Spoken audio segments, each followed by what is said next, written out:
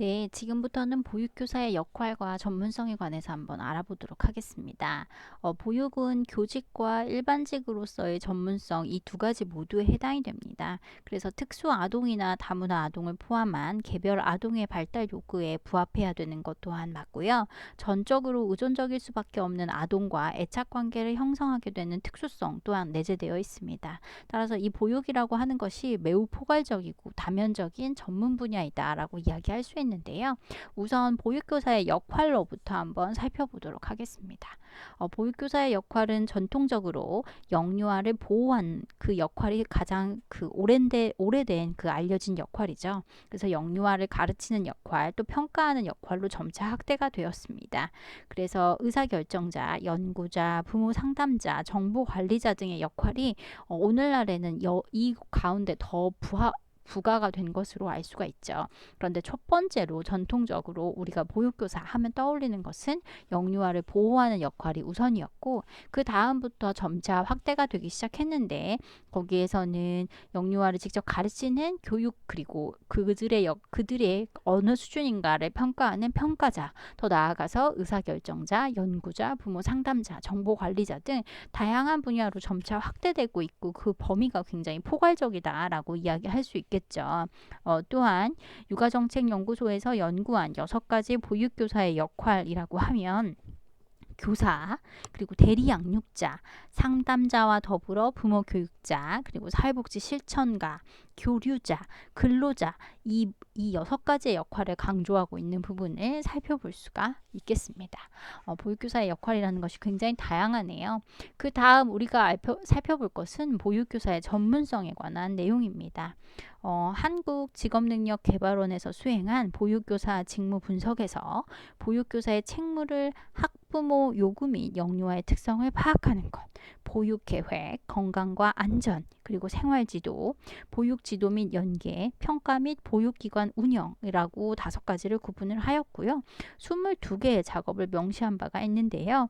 보육교사의 그 전문성을 훌륭한 보육교사가 지니고 있는 특성이다 또 능력이다 라고 본다면 보육교사의 전문성은 사회가 변화에 따라서 이 사회의 변화에 따라서 달라질 수 있다라고 이야기할 수 있겠습니다. 즉 보육교사의 전문성을 보육 현장의 실천적인 측면으로 한번 나누어 보자면 우선 우리가 먼저 살펴볼 것이 보육과정 편성 능력입니다. 보육과정이라고 하면 그 보육기관의 철학과 가치를 실현하여서 종합하는 그 종합계획을 우리가 보육과정이다 라고 이야기할 수 있는데요. 결국 한 년 말에 각 기관별로 연령별 보육과정이라고 하는 것을 수립을 하는데 이 보육과정이라는 것을 자세히 살펴보면 그 어린이집 해당 기관의 보육시책 그리고 보육활동의 내용을 볼 수 있는 그 총 모든 것들을 살펴볼 수 있는 그러한 부분이 바로 이 보육과정인 거잖아요. 따라서 이 보육과정을 보육기관이 알리는 객관적이고 중요한 자료이다라고 이야기할 수 있는데요. 결국 우리가 근무하고 있는 이 기관 그리고 우리가 아이들을 살펴보고 돌보고 교육하는 이 기관은 어떠한 일을 하고 있는가라는 것을 잘 나타낼 수 있어야 된다라는 거죠. 따라서 보육교사는 이러한 중요한 자료인 보육과정을 편성할 수 있는 능력 자체를 가지고 있어야 한다라고 이야기할 수 있습니다. 다음은 보육과정 운영 능력으로 한번 살펴보실 텐데요. 보육과정이라는 것은 개별 보육기관의 보육 목표를 구현하기 위한 종합계획이다 라고도 이야기할 수 있는데 보육과정을 운영한다는 것은 수립된 보육 목표를 실천하는 일인 거죠. 결국 종합적인 계획인 이 보육과정 안에 우리가 이 보육과정을 통해서 무엇을 달성하고 싶은가 라고 하는 부분이 바로 보육 목표가 되겠죠. 설정된 그 보육 목표를 실천하는 일 이것이 바로 보육과정 운영 능력이다 라고 이야기할 수 있습니다. 결국 우리가 계획한 보육 과정에 맞춰서 하루 일과를 실제로 운영하고 관련 프로그램을 행사하고 또 그것을 운영하는 능력을 지닌 것이죠. 결국 보육교사는 보육 과정을 세울 수도 있어야 되지만 편성을 할 수도 있어야 되지만 편성된 보육 과정을 실질적으로 운영할 수 있는 이 운영 능력을 갖추어야 한다라고 이야기할 수 있겠습니다. 세 번째가 교수 학습 지도 능력인데요. 보육 과정은 하루 일과와 보육 프로그램 관련 행사로 운영이 됩니다. 또 교수 학습 지도를 통해서 구체화되고 실현이 된다라고 이야기할 수 있죠. 그래서 훌륭한 교수 학습 지도 능력이 있는 교사는 보육 프로그램을 합리적으로 운영을 하여서 어린이집이 설정한 보육 목표를 효율적으로 구현시킬 수 있어야 한다라고 이야기할 수 있습니다. 다음은 생활 지도 기술입니다. 인성 지도, 안전 지도, 식사 지도, 질서 지도, 예절 지도, 놀이 지도, 성격 지도 등 어린이집에서 이루어지는 생활 지도의 범위는 매우 광범위합니다. 이렇게 광범위한 생활 지도를 위해서 다양한 기술과 능력을 보유하고 있어야 되는데요. 올바른 생활 지도를 하기 위해서 생활 지도 시 영유아를 한 사람의 인격체로 반드시 존중을 해야 하죠. 또 그 유아, 각 해당 유아의 연령 발달 단계, 발달 연령에 따라서 적합한 지도가 이루어질 수 있도록 하는 것 또한 매우 중요하다라고 이야기할 수 있습니다. 다음은 보육 환경 조성 기술입니다. 보육 환경이라고 하면 어린이집에서 보육 과정이나 보육 프로그램을 운영하는 데 필수적인 것이죠.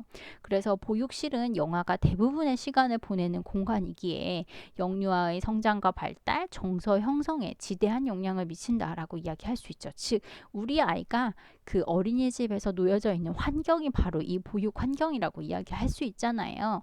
따라서 보육교사는 이러한 보육 환경 조성을 위해서 각 연령에 맞추어서 영역별 환경 구성을 할 수 있는 능력이 반드시 필요하다라고 이야기할 수 있겠습니다. 다음은 교재 교구 기획 그리고 제작 관리 활용하는 기술이라고 이야기할 수 있습니다. 대부분의 교육 프로그램은 교재 교구를 매개로 이루어지는데요. 교재 교구를 통해서 영유아의 오감을 자극시키고 효과적인 학습 지도를 할 수 있어야 합니다. 그래서 보육교사는 교육 목적과 영유아의 연령에 맞춰서 교재 교구를 기획하고 제작 관리 또 이것을 활용할 수 있는 능력을 갖추어야 하기에 반드시 교재 교구를 기획 또 제작 관리 활용하는 기술이 필요하다라고 이야기할 수 있겠습니다. 다음은 상호 교류자의 기술인데요. 보육 활동은 영유아를 교육하고 또 보육하는 일만으로 이루어지는 것만은 아니죠. 효율적인 보육 활동이 되기 위해서는 우리는 그 학부모, 또 지역사회, 그리고 보육행정가 등 또 우리 같은 기관에 근무하는 그 선생님들 모두와 우리에게 놓여진 주변 환경들과 반드시 교류를 해야 합니다. 따라서 보육교사는 이렇게 우리에게 주어진 환경, 다양한 체계들과의 교류를 통해서 다양한 기술을 갖출 수 있도록 해야 하는 것이 분명한 일입니다. 네, 그래서 상호 교류자의 기술이라고 하는 부분들에 대해서 살펴보았고요. 또 이번에는 보육 평가의 기술에 대해서 한번 살펴보는데 보육 과정은 보육 과정 운영을 통해서 실천이 되죠. 그래서 모든 계획과 실천에는 평가가 뒤따라야 하는 부분도 마찬가지 사실이고요. 그래서 당초 수립한 보육 목표가 어디까지 갔나 이것을 반드시 평가하고 또 만약에 우리가 원래 그쳤던 그 목표 우리가 원래 설정했던 목표에 그치지 못했다라고 하면 반성을 해야 될 필요가 있겠죠. 무엇이 잘못됐나라고 하는 부분들에 대해서 살펴보고 다음 보육 과정을 하는 데 있어서 우리가 지금 부족하다라고 했던 부분이 다시 또 나타나지 않도록 보다 더 잘 될 수 있도록 반영하는 것. 그래서 보육 평가의 기술까지 살펴볼 수 있겠습니다. 다음 우리가 함께 살펴볼 것은 현장에서 실시할 수 있는 전문성 개발 방안에 대한 이야기를 할 텐데요. 첫 번째는 멘토링과 피드백에 관한 이야기를 할 수 있겠습니다. 우리가 멘토링 굉장히 많이 들어봤잖아요. 그래서 결국 그 의미는 이 어떤 분야에 대해서 풍부한 경험과 지혜를 겸비한 사람이 결국 지도와 조언을 해주는 것이죠. 1대1로. 그래서 이 말은 그리스 신화에서 유래한 말인데 조력자 역할을 하는 사람을 멘토라고 이야기를 했고 그로부터 조력을 받는 사람을 멘티라고 칭했잖아요.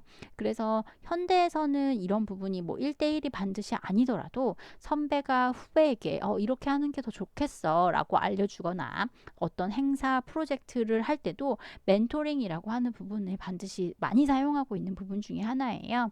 그래서 멘토링 프로그램은 자존감을 향상시키고 대인관계 능력을 증진시키고 업무에 대한 흥미를 높이는 데 있어서 보다 효율적이다라고 알려져 있고, 멘티의 변화 과정을 거치면서 멘토의 성장에도 도움을 주는 그런 선순환적인 효과가 있기에 도움이 된다라고 이야기할 수 있죠. 그런데 이 멘토링이라고 하는 것이 1980년대 멘토의 그 우리나라 교사 교육 부분에 있어서 멘토링이라고 하는 부분이 적극적으로 도입이 되었는데, 그 이후에 현재까지 교사를 지원하는 아주 유용한 방식으로 설명이 되어지고 있는 것이 바로 이 멘토링 방법입니다. 그래서 유아 교육, 그리고 교사 교육, 그리고 교사의 전문성 강화에도 이것은 효과적인 방법이다라고 알려져 있고요.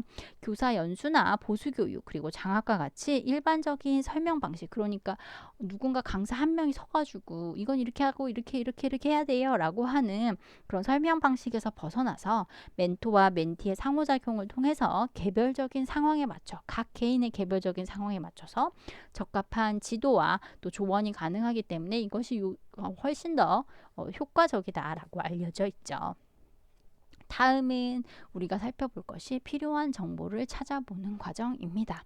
사실 현대사회는 이제 정보화 사회라고 하는 말도 지나갔잖아요. 그렇지만 정보라고 하는 것이 결국 이러한 시대에서 성공하는 사람이 누구이냐라고 했을 때 어떤 정보를 갖고 있느냐, 어떤 정보에 접근할 수 있는 사람이냐라는 것이 사실은 이제 현대사회에서는 굉장히 중요한 요소다라고 알려져 있는데요.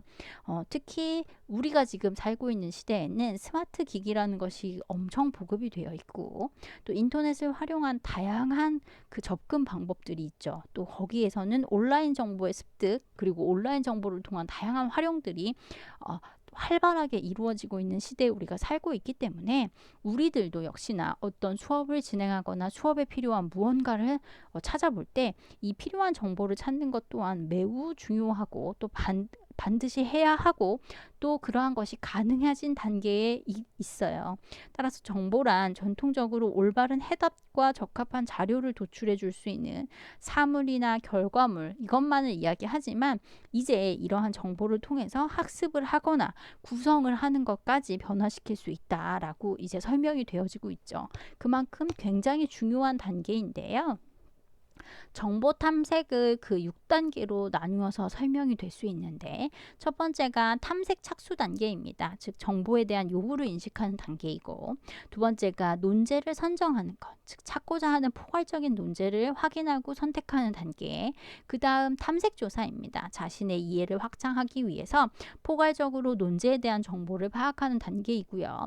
초점을 형성하는 단계가 그 다음 단계로 자신이 파악한 정보로부터 구체적인 논제의 관점에 초점을 맞추는 단계다라고 이야기할 수 있죠.